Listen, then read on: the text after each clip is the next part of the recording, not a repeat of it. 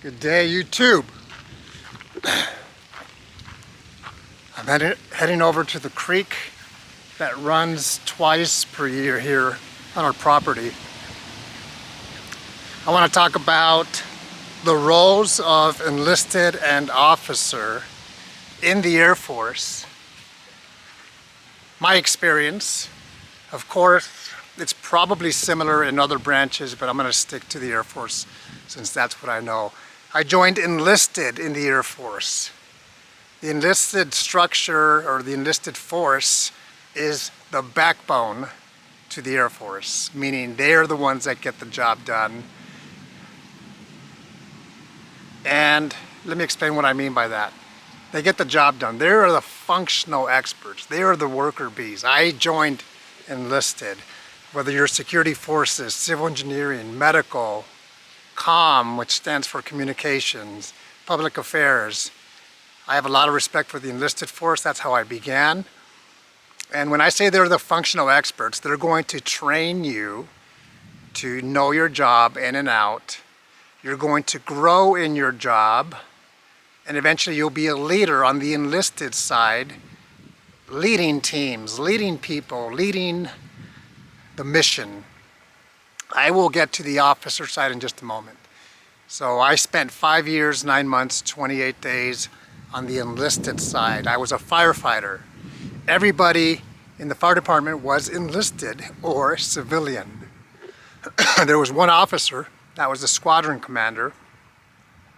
He or she, in my case he, they were never a firefighter. They just led civil engineering, which expands into other jobs, electricians, plumbing, pavements, grounds, things like that. That's civil engineering. Then I retrained into personnel, and that's where I got to see a lot more officers. But again, I'll get to that in just a moment. On the enlisted side, I was a functional expert in whatever job I was doing, and you'll rotate jobs every few years or so.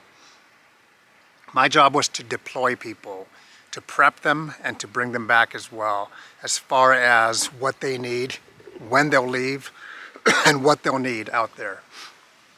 When you're a functional expert, again, like I said, you are going to be taught and developed and groomed into knowing your job in and out. The first level of leadership training, if you stay in, is Airman Leadership School.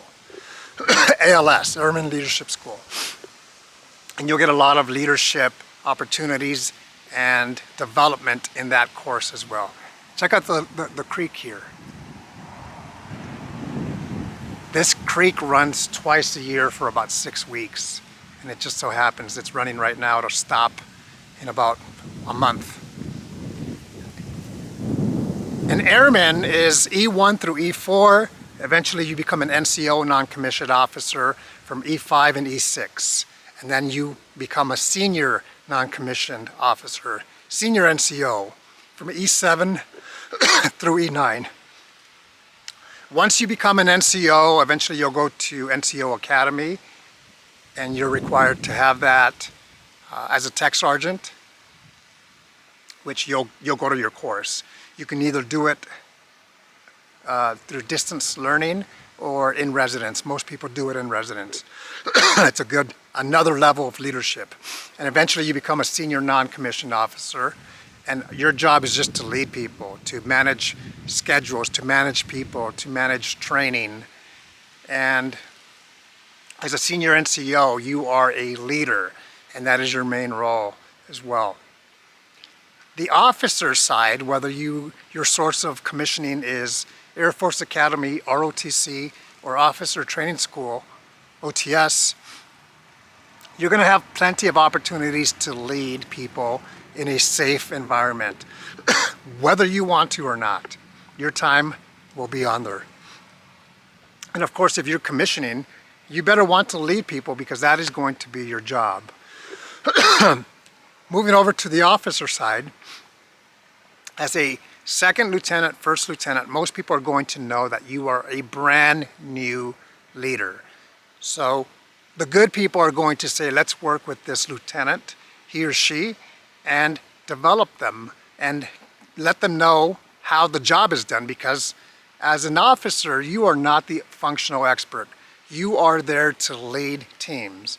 When I became a second lieutenant, we went to a training environment. It's called Silver Flag.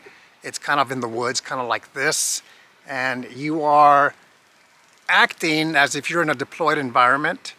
And my job was personnel, so my job was PERSCO, P-E-R-S-C-O, with my team. And that stands for Personnel Support for Contingency Operations. We are the first in and last out with other squadrons. Could be security forces, could be civil engineering. Our job was accountability. So in our training scenario, there was an NCO that said, where's the PERSCO team? We raised our hand and they came up to me and said, sir, here you go. And they gave me an envelope with a bunch of names and things that we had to do. I was there with an NCO, a tech sergeant, a staff sergeant, 2 staff sergeants, and they came right to me as a second lieutenant. They don't know my experience, they don't know my limitations, they don't know my capabilities, but because of my rank, they came right to me. And because I was prior enlisted personnel as well, I had an idea of what to do, and I did it with my team.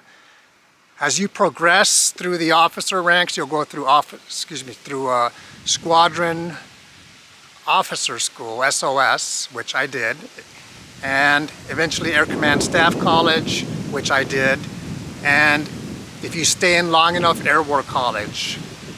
I didn't stay in long enough, I retired, and I did not complete Air War College. But all of these are leadership and growth opportunities.